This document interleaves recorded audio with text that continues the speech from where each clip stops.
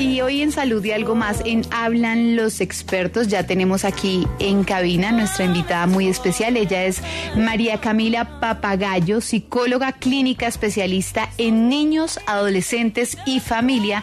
Además es terapeuta hace 6 años y es la creadora de Saber Educar, un proyecto enfocado en educar a padres y familias en la salud mental infantil. Así que, doctora María Camila, muchas gracias por estar hoy aquí con nosotras en la cabina. Muchas gracias, Paula. Qué rico volver a hablar con ustedes y de este tema tan importante. Bueno, hoy atentos todos porque hoy el tema es crianza sin castigo. ¿Qué opinan al respecto? Hay opiniones encontradas entre una y otra generación. Pero antes, María Camila, yo quiero que le contemos a nuestros oyentes que tenemos 4 libros para regalar a las 4 primeras llamadas. Si usted se quiere llevar el libro de la doctora María Camila, que se llama ¿Qué hago con la crianza?, una vez entre la llamada debe decir: quiero llevarme el libro de crianza. Quiero llevarme el libro de crianza, y se lleva su tremenda guía para aprender sobre este tema, cómo guiar, cómo en familia poder entender estos mitos y realidades sobre la crianza infantil. ¿Qué vamos a encontrar en este libro? Bueno, Paula, pues digamos que a lo largo de mi trabajo con tantas familias me di cuenta que si los papás pudieran tener una brújula, quizá no existe un manual perfecto para saber qué hacer, un how to do, ¿no? Haz esto, haz esto, haz esto, pero si pudieran aprender a descifrar a sus hijos y entender de dónde vienen muchas de las conductas y entenderse en el proceso, digamos que la crianza podría ser un poco más llevadera, sin decir que no van a haber retos. En el libro yo trato de una forma, pues digamos que muy dinámica, muy clara, de poder explicar conceptos básicos del desarrollo infantil, cómo funciona el cerebro de los niños, especialmente de niños entre los 0 y los 7 años de edad, 8 años de edad, que es para las familias en las que está enfocada este libro, cómo funcionan las emociones, el porqué de muchos de los comportamientos, pataletas, ansiedad por separación, miedo a entrar al jardín, desbordes emocionales, que es lo que muchas veces a los papás les genera tanta preocupación y que pueden llegar a generar justamente los castigos o los golpes en la crianza. Hablo muchísimo de la teoría del apego, que es la base de la regulación emocional, cómo crear ese vínculo emocional con nuestros niños, y apego no relacionado con dependencia. Y van a entender muchísimo que no se trata de dependencia, sino apego como un estilo de vínculo que tenemos todos los seres humanos con una figura especial en nuestra vida, y obviamente herramientas ya en el 5º capítulo de qué hacer y cómo acompañar a los niños. Pero lo más importante de este libro es que tienen, digamos que, espacios en donde van a reflexionar sobre su propio estilo de crianza, sobre lo que aprendieron, sobre lo que vivieron en su vida, y poder empezar a cambiar los lentes. Yo con este libro quiero que las familias puedan cambiar la perspectiva y los ojos con los que miran a los niños, para poder verlos obviamente con amor, con respeto, y tratarlos desde ahí. Bueno, pues muy, muy divina esta guía, María Camila, que hoy vamos a entregar a nuestros oyentes. Entonces, muy atentos. Si ustedes se quieren llevar este libro, esta guía sobre la crianza que nos entrega esta psicóloga experta en el tema, pueden empezar a llamar ya mismo al 601-326-2325 o al 601-326-2350. Allí está Daniel pendiente de su llamada, y también, por supuesto, si quiere hacerle alguna pregunta al aire, las líneas están abiertas a partir de este momento. Entonces, doctora María Camila, el tema de la crianza sin castigo realmente sí se puede dar, y se lo pregunto porque muchas veces los padres, los tíos, los abuelos insisten en que si no hay ese golpe, ese reprendimiento fuerte, no hay otra forma de que el niño aprenda o que respete a los padres. Sí. Sí se puede. Hay evidencia que se ha venido recogiendo desde hace más de 50 años con la teoría del apego, pero reciente, desde hace muy poco, se está hablando de crianza respetuosa. Y lo que pasa es que crianza respetuosa muchas personas lo confunden con que es una crianza sin límites, ¿no? Entonces es dejar que el niño haga lo que quiere, mande, y esto al final no es respetuoso tampoco. Los niños no tienen la capacidad de decidir frente a muchas cosas, y eso podría verse como negligencia.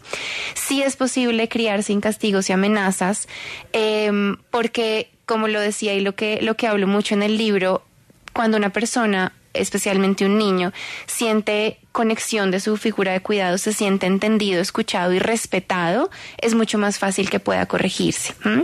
Muchas veces obviamente si hablamos de generaciones pasadas, que es en donde está más marcado este tema del castigo, las amenazas, el golpe, de hacer sentir mal al otro para que sintiéndose mal pueda entender que está haciendo mal y aprenda, viene muy desde el desespero y la incomodidad de ese adulto con esa emoción que le genera la conducta de ese chiquito.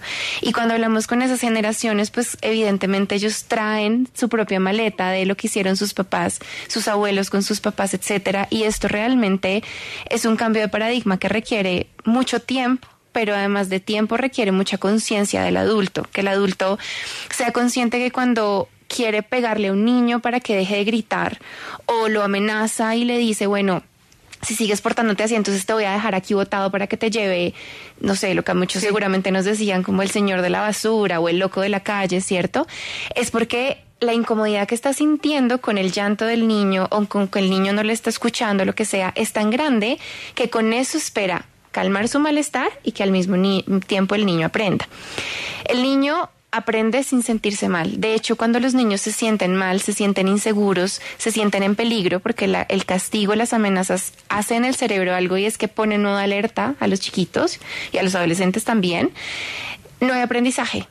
Hay modo supervivencia, entonces yo cambio mi conducta por miedo a lo que está sucediendo, por miedo a perder esa figura de cuidado o por miedo a perder esa cercanía con mi papá o con mi mamá, pero yo no estoy aprendiendo, ¿sí?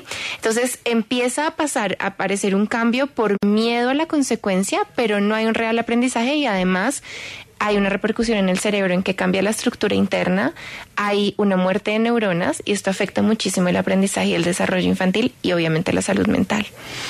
Bueno, doctora María Camila, usted en esas consultas que tiene diariamente, ¿qué es lo más difícil que ha podido encontrar en la conducta de los niños luego de este tipo de formas de crianza violentas? ¿Cuál es la mayor afectación que tienen los niños cuando se enfrentan a golpes, amenazas como lo que usted nos está mencionando? Hay muchísimas, Paula, pero yo te podría decir principalmente la búsqueda de la aprobación del adulto a toda costa. Y esto hace a los niños muy propensos a situaciones como el abuso y el abuso sexual, hay que decirlo. Porque en el abuso sexual, digamos que parte de lo que utilizan los abusadores es el chantaje emocional, ¿sí? Si tú dices, entonces va a pasar esto. Entonces ellos naturalizan muchísimo el hecho de la amenaza, ¿sí? Y lo naturalizan como parte de su vida. Entonces, cuando viene un adulto externo o viene una situación externa que tiene este tipo de comportamientos con ellos, no van a tener la alarma de decir esto es peligroso. Entonces, digamos que ese para mí es el más problemático. Los hacen muy vulnerables a abusos, a maltrato. El autoestima se ve supremamente afectado porque el niño, en los primeros años de vida, los chiquitos aprenden a saber quiénes son desde los ojos del otro. Si a mí todo el tiempo me están castigando, me están amenazando, me están haciendo sentir menos, están haciéndome ver que yo existo por lo mal que me comporto, empiezan a asumir, y digamos que el chip interno que empieza a aparecer es: yo no puedo, yo soy incapaz, yo no lo voy a hacer bien. Entonces hay un problema muy grande de autoestima, de inseguridad, pero fíjate que muchas veces hay una conducta retadora mucho mayor, porque el niño busca hacerse notar a toda costa. Entonces aquí vienen estas pataletas, esta conducta desafiante, y hay una dificultad porque los papás empiezan a comportarse mucho más fuertes y más castigadores y autoritarios con ellos, y resulta que esto pues genera muchísimo más el comportamiento porque no se están sintiendo seguros los niños. Y seguros me refiero a la seguridad emocional, no a que les vaya a pasar algo en el entorno, que lo hablo también un poco más a fondo, obviamente, en el libro, y les explico qué hay detrás de esa seguridad emocional. Bueno, doctora, justamente a esta hora tenemos en línea a Gloria. Doña Gloria, ¿usted en qué ciudad se encuentra y qué nos quiere preguntar hoy? Quiero llevarme el libro de crianza. Buenas tardes. Buenas tardes, doña Gloria. Ya le anotamos todos sus datos y bueno, ¿quiere aprovechar para hacer una pregunta? Sí, señora, es que tengo un niño de 10 años. A veces es muy rebelde y uno le dice las cosas y se le olvida. Entonces era para eso. ¿Qué puedo hacer? ¿Qué me aconseja la doctora? Bueno, Gloria, buenas tardes, gracias por llamar, espero que ese libro te sirva para entender a tu chiquito, así ya tenga 10 años, pero te va a ayudar a entenderlo muchísimo. Bueno, como dije en mi anterior entrevista, obviamente esto lo digo a modo muy general, yo no puedo rotular ni puedo diagnosticar absolutamente nada aquí porque es muy poquita la información que tengo, pero digamos que cuando hay una dificultad con los chiquitos para seguir instrucciones, lo primero que hay que revisar es cómo los adultos nos estamos dirigiendo a ellos, ¿sí? Cómo está la relación, si estamos muy enfocados en castigar, en corregir todo el tiempo, en decirle lo que tiene que hacer, lo que no está haciendo bien, pero la conexión, la cercanía, el pasar tiempo con ellos, el interesarnos por sus intereses, el buscar momentos para hablar de las emociones, contacto físico a veces en niños digamos que de 10 años y que ya se están acercando a la preadolescencia, se nos olvida que ellos siguen necesitando afecto y digamos que al adulto para acompañarlo. Entonces, primero, mira cómo te estás acercando a él, si las instrucciones las estás gritando o si te acercas y le dices, mira, hey, esto está pasando. Si a él se le está olvidando, trata de darle la instrucción y pedirle que te diga qué te acabo de decir. O sea, vamos, por ejemplo, si le dices es hora de apagar el televisor y te vas, no te vayas, dile qué vas a hacer. Te digo que es hora de apagar el televisor, ¿qué vamos a hacer? Sí, entonces que él te pueda dar la autoinstrucción y decir, ok, mamá, vamos a apagar el televisor, aunque pues esto obviamente puede generar desregulación y ahí hay que mirar otras cosas, pero revisar cómo estás dando la instrucción, ayudarlo a que se acuerde de las instrucciones, porque puede ser... No todos recibimos la información de la misma forma, ¿sí? Y esperamos que el niño, cuando lo vemos más grande, entonces esperamos que se comporte como más grande y el cerebro sigue siendo muy inmaduro.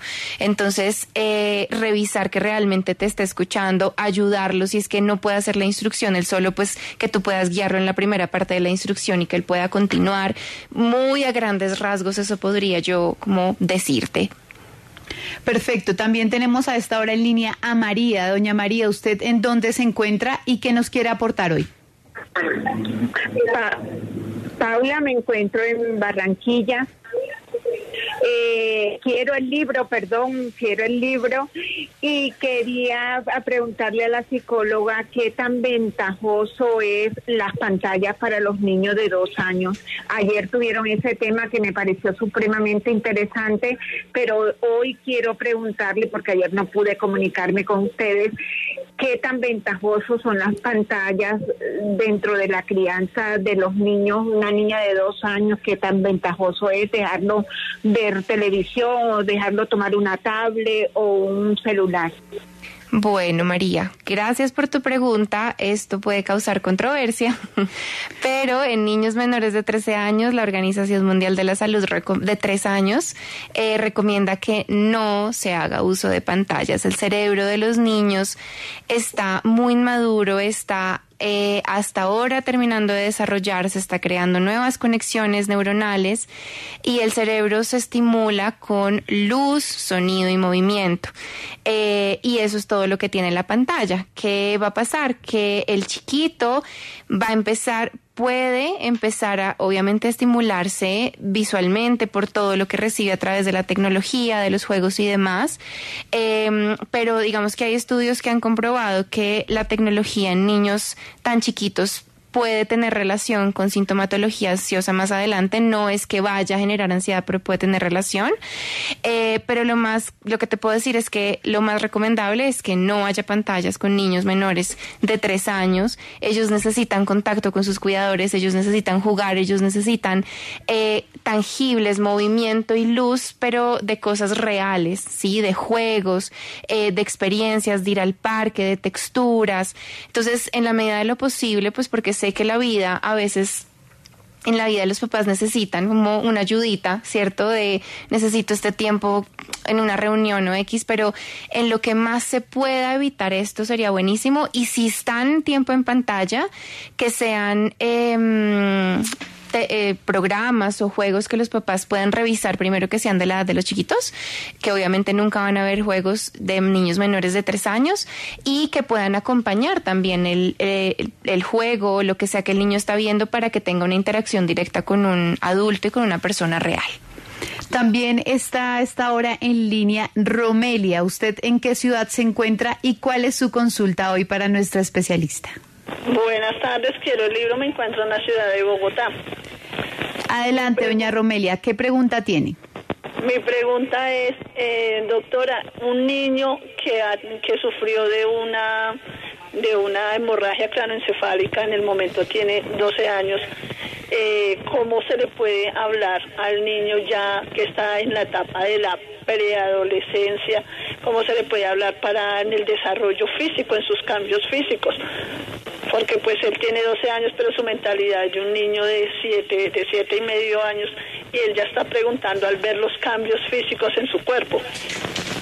Ok, bueno, para esta pregunta tienes que tener muy en cuenta que se necesita un acompañamiento de un especialista, evidentemente.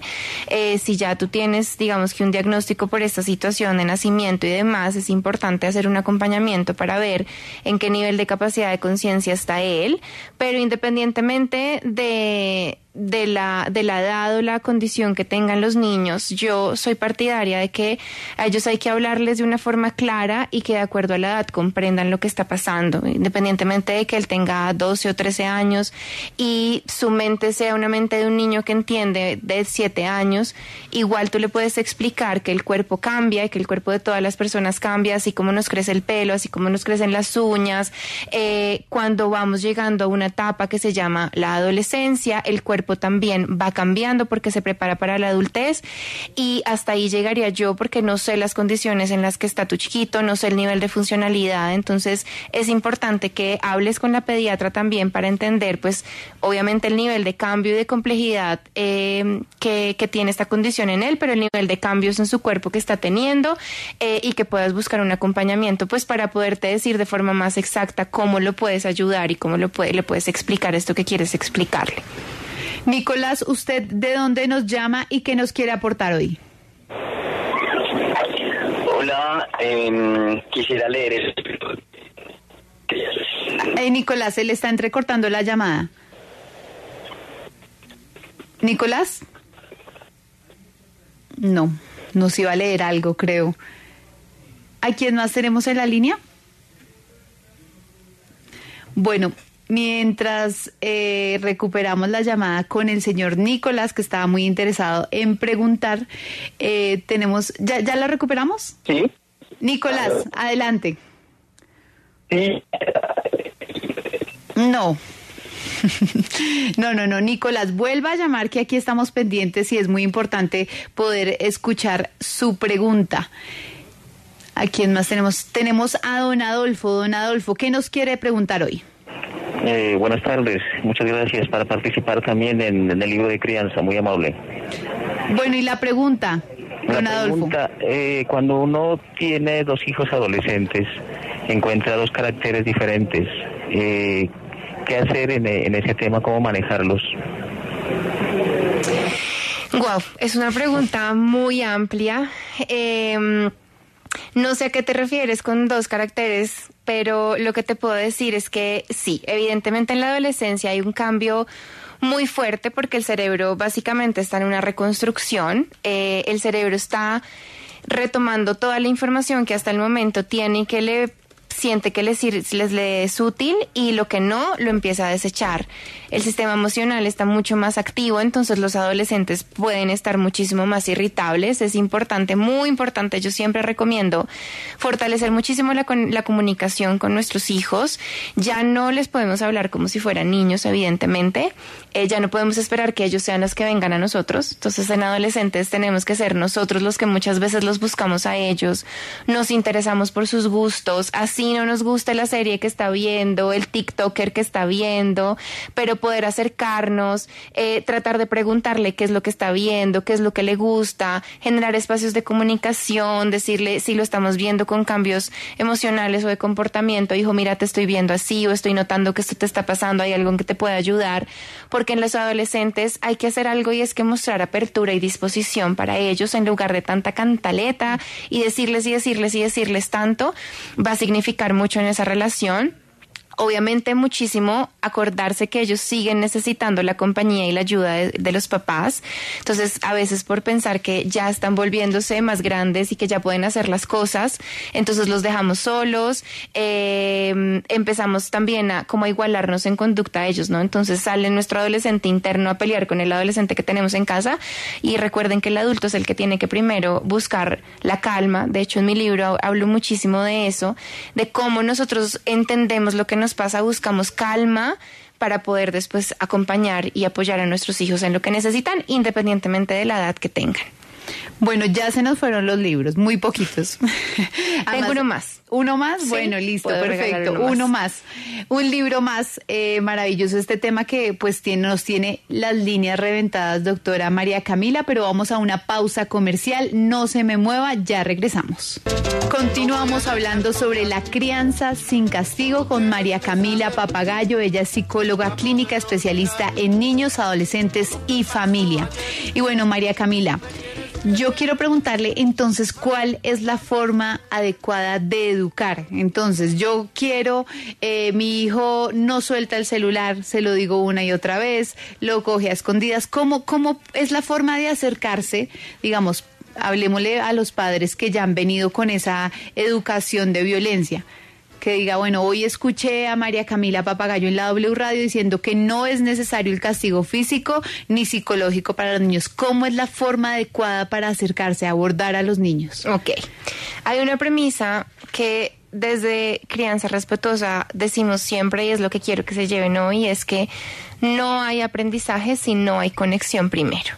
Y conexión, quiero que todos los oyentes entiendan que es la sintonía emocional, el que yo pueda ponerme en tus zapatos, o eso se llama mentalizar, pero es poder ponerme en tu mente y decir, ok, a mi hijo le está costando y le da mucha rabia que yo le quite el celular.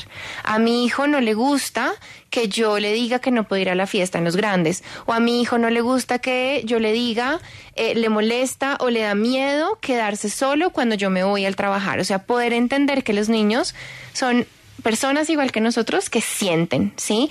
Y que eso que sienten es lo que los lleva a comportarse de cierta forma. Si yo aprendo a ver cuál es la emoción detrás del comportamiento y dejar de ver el comportamiento, yo siempre digo como moscos, como estar matando moscos, aparece una conducta, la quiero quitar, aparece una conducta, la quiero quitar, sin ver que detrás de eso hay una manifestación emocional que está sucediendo, no voy a poder cambiar. Entonces, no hay aprendizaje sin conexión. Entonces, lo primero es, cuando yo voy a dar, en el ejemplo que tú me estás diciendo, entonces mi niño de 5 años que ya tiene que apagar el televisor. 1, yo tengo que anticiparlo. Yo no puedo pretender que mi hijo funcione como yo y es que, yo ya sé que son las 8 de la noche y tengo que apagar porque tengo que trabajar. No, yo a mi hijo le tengo que decir, mi amor, en 5 minutos, ojo, los niños chiquitos todavía no saben de tiempos, entonces yo tengo que ayudarlo con alarmas, con relojes de arena, mostrarles que cuando el palito del reloj esté aquí se va a acabar el tiempo de televisión, y cuando llegue la hora, decirle, ya es hora de apagar el televisor, yo sé que esto te puede costar, no mamá, no quiero, ok mi amor, ¿puedes apagarlo tú? O lo apago yo, pero es hora de apagar, porque aquí es donde decimos que la crianza no es que no hay límites, es que es hora de apagar. Y si no lo puedes apagar tú, pues yo lo tengo que apagar y yo le digo, lo voy a apagar porque tú no puedes elegir que lo vas a apagar tú. Lo apago y el reto es cómo acompaño ese desborde, porque es que lo que pretendemos es que el niño funcione y siga todo lo que le digamos sin que llore, sin que se ponga bravo, sin que sienta miedo, sin que sienta tristeza, y eso no va a pasar. O sea, si nuestra idea al castigar, al amenazar es quitar esto, puede que lo logremos, pero lo logramos muy mal porque el niño empieza a guardarse todas esas emociones y no entiende qué es eso que siente, y aparecen los adultos con problemas más adelante de ansiedad, de depresión, de autolesiones, porque se enfrentan a un mundo emocional que no saben cómo gestionar. Entonces, aprender y entender que detrás de cada comportamiento siempre hay una manifestación emocional, algo que al niño le cuesta, que no sabe cómo hacer y que yo tengo que estar ahí para ayudarlo, manteniendo el límite cuando tengo que mantener el límite y entendiendo que la manifestación emocional no es algo que yo tengo que estar quitando, ¿sí? O que tengo que estar todo el tiempo atacando. De verdad que en mi libro van a poder encontrar esa guía de poder entender siempre detrás de la conducta que hay, poder leerlo desde otra perspectiva, y los los adultos que lo lean a hacer las paces con sus emociones, porque a nosotros no nos enseñaron como, ay, mira, estás sintiendo tristeza por esto. Hasta recientemente lo estamos haciendo. Claro, Entonces, antes decían, no hay un libro que le enseñe a usted a crear, pero ahora hay un libro que lo acerca a uno, que es el de ¿qué hago con la crianza? Bueno, tenemos también en línea a Laura. Laura, ¿usted de dónde nos llama y cuál es su pregunta hoy? Buenas tardes, desde Bogotá, y me gustaría llevarme el libro. A la doctora María Camila quisiera preguntarle, en el caso de la ausencia paterna, uno cómo puede manejar la crianza también siendo una madre soltera, y cómo uno puede gestionar como esas preguntas que empiezan a hacer los niños de cuando van al jardín, que ven que está su papá, los demás niños tienen papá y él no. ¿Cómo puede aprender uno a manejar ese tipo de preguntas? Bueno, pues, ¿qué te digo? Entiendo mucho tu pregunta porque es una de las cosas que más recibo yo en asesoría. Ser mamá soltera o criar en pareja es exactamente igual. Necesitamos estar a disposición de nuestros chiquitos. Tratar de saber que tenemos que explicarles las cosas con calma, con claridad, de acuerdo a su edad, lo que necesitan entender. Saber que tú también, si eres mamá soltera y estás a cargo totalmente de la crianza de tu hijo o de tu hija, también es importante que sepas pedir ayuda, y digamos que esto lo digo como premisa general, y que no todo te va a salir perfecto y que hay momentos que te vas a frustrar y te vas a poner molesta, igual que si estuvieras con el papá de tu hijo o de tu hija al lado. Eso es lo que te diría inicialmente, funciona exactamente igual. Pero con este tipo de situaciones, yo creo que antes de que llegue el momento, y obviamente no tengo claridad de la edad de tu hijo, de tu chiquito, de tu chiquita, pero hay que hablarle a los niños, explicarle, hijo, mi amor, tú vives con mamá, papá no está con nosotros. Hay muchas formas de poder explicarle a los niños estos. Yo no sé cuál fue la situación que los llevó a ustedes a separarse y demás, pero normalmente, como le explicamos a los niños menores de 5 años, digamos que entre los 3 y los 5 años es mamá y papá tuvieron problemas, tenían peleas, no podían ponerse de acuerdo y decidieron mejor estar separados. Vamos a seguir siendo tus papás, tú vas a seguir teniendo tu papá, yo voy a seguir siendo tu mamá, no estamos juntos, para que el niño tenga claridad de que el hecho de que papá y mamá se separan no es igual a que ya no tiene papá o ya no tiene mamá. Obviamente este es un tema muy amplio, pero es estar abierta a las preguntas que tenga tu hijo, tu hija, escucharlo, notar si hay cambios, pedir ayuda también del jardín, si ven que este tema está generando pues dificultades en él. Pero yo te diría que es importante, igual que si ya hay una separación, ya hay una situación que se está presentando, pues no esperes a que llegue al jardín y empiece a notar eso, sino que desde antes tenemos que dotarlos de información acorde a su edad para que sepan pues cómo funciona el mundo.